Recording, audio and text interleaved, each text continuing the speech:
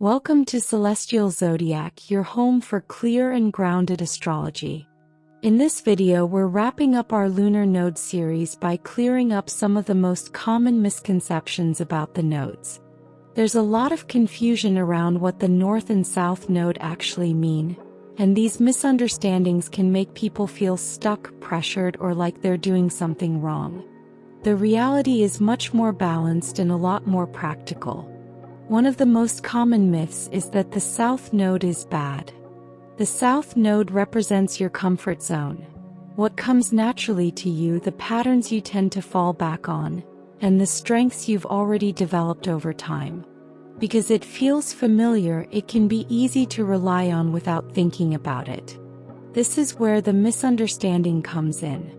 People often assume that because the south node reflects old patterns, it must be something negative that needs to be avoided. But the south node isn't bad. It represents real skills and abilities that you can rely on. The issue only comes when you stay there too long without moving toward growth. It's not something to reject. It's something to balance. Another common myth is that you should abandon your south node completely and focus only on your north node. This creates an all-or-nothing mindset that doesn't actually work in real life. You're not meant to become a completely different person. Your south node provides the foundation and your north node provides the direction.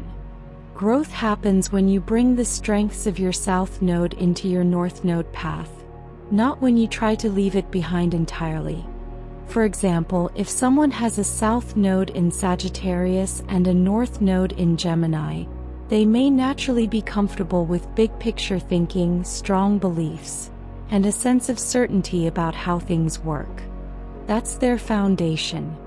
But their growth path in Gemini asks them to become more curious, flexible, and open to different perspectives. Growth doesn't mean they abandon their sense of meaning or stop seeking truth. Instead, it means learning to ask questions, engage with new ideas, and stay open to information that challenges their existing views. When they bring their natural wisdom into situations where they are also listening, learning, and adapting, they begin to move forward. It's not about choosing one over the other. It's about integrating both. There's also the belief that the nodes represent instant destiny, that something dramatic or life-changing is supposed to happen automatically just because of your nodes. In reality, the nodes don't create events on their own. They show themes and direction, but how those themes play out depends on your choices, your timing, and how they're activated in your chart through transits and eclipses. It's a process, not a single moment. For example, someone may have a north node in the 10th house, which points toward growth through career, responsibility, and building something in the public world. That doesn't mean they suddenly achieve success or experience a major career shift just because of their nodes. Instead, they may gradually feel pulled toward taking on more responsibility, stepping into leadership, or focusing more on long-term goals.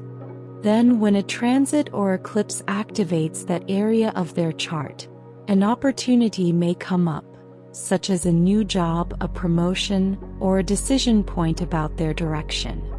The nodes didn't create the event, but they describe the underlying path, while timing factors bring that path into focus.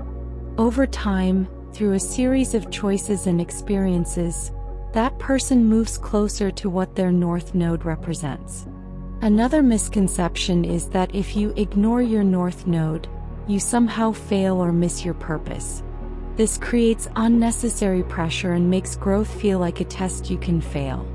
The truth is, you're always moving through your nodal themes in some way, whether you're aware of it or not. Becoming more conscious of them can help you make more intentional choices. But there isn't a single moment where you either succeed or fail. It's an ongoing process of learning and adjustment.